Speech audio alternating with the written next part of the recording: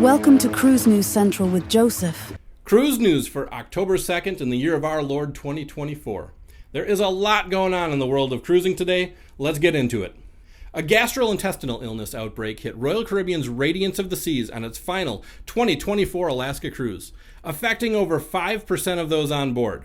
Of the 2,172 passengers, 167 reported symptoms like diarrhea, cramps, headaches, and muscle aches. 3 crew members were also impacted. The scale of the outbreak triggered a mandatory report to the CDC as it exceeded the 3% reporting threshold.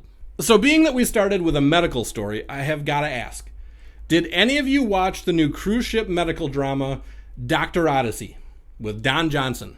It was a pretty wild ride. I'm not sure after seeing the first episode if the show is going to stick around past the first season, but it was entertaining. They really packed the episode. There was a man overboard story, a sick from eating too much shrimp story, a man who broke his you-know-what while being intimate with his wife story.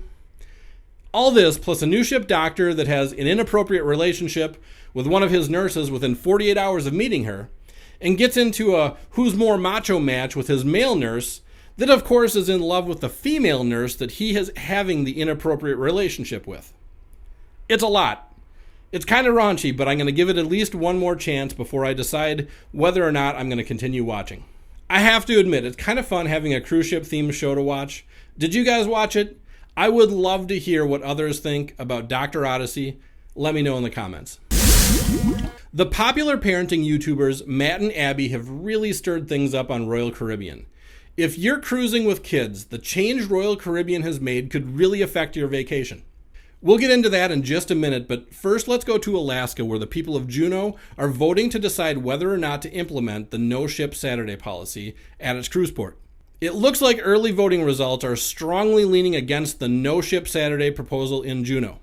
With nearly all ballots counted, the majority of votes have opposed Proposition 2. In-person voting today could still influence the final outcome, but early votes seem to provide a significant lead for the no side.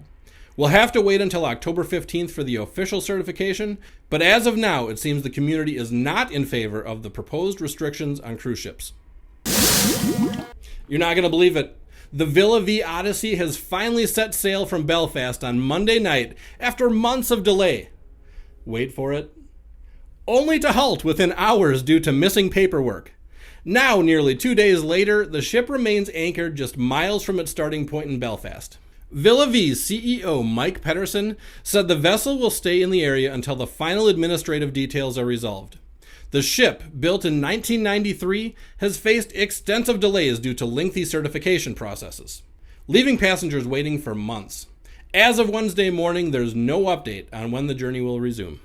In a related story, Jenny Phoenix, a woman who was kicked off of the aforementioned Villa V Odyssey for apparently bringing down the morale of fellow passengers, has reached out to me in a comment on my latest cruise news video.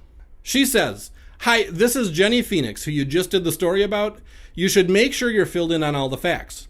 I gave a full interview to the YouTuber Backroads Tourist, and he also has the list of 16 things that were removed from the cruise that I brought to the attention of the owners. I was not willing to accept all the drastic changes in the product I purchased without any compensation offered. Management has never, over 2 months later, shown any evidence of their allegations, and I am pursuing a legal case for libel and defamation in the absence of any proof, among many more charges." Folks, Jenny is right that having facts and getting more perspective is essential to a good news story. I did go and watch some of her interview, and I do have more context I'd like to add to the story. Jenny speculates that the reason that the Villa V staff thought that she was bringing down passenger morale was that she was posting a lot in a private group chat formed for the passengers of the Villa V Odyssey on WhatsApp, a popular messaging service. Jennifer does not deny posting a lot or the fact that she would vent sometimes on the chat, but she feels that she was justified because of all the changes and, from her standpoint, broken promises of Villa V. I don't have time to name all the changes she claims were made in this video, but if what she says is true, I can definitely see why she's frustrated. Jenny has called for all of the chat messages to be released publicly because she feels that what she said does not rise to the level of being removed from the cruise. As with all stories, there's a lot of nuance here, and if you want to learn more, check out her interview on the Backroads Tourist YouTube channel.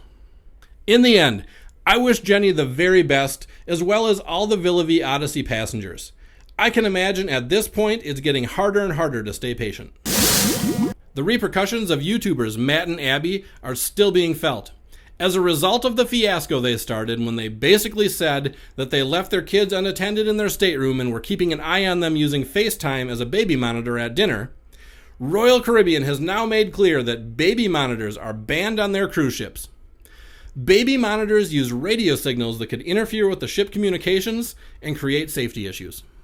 As far as I can tell, they have not banned using the FaceTime app as a baby monitor. But as Matt and Abby found out the hard way, most people agree it's a terrible idea to leave your 1 and 2-year-old alone in a stateroom with or without monitoring systems. It should be noted that Matt and Abby deny that they left their kids alone in the stateroom. Hey, that's it for Cruise News Central today, October 2nd in the year of our Lord 2024. Always remember, no matter what destination you choose, no matter what cruise line you choose, adventure awaits.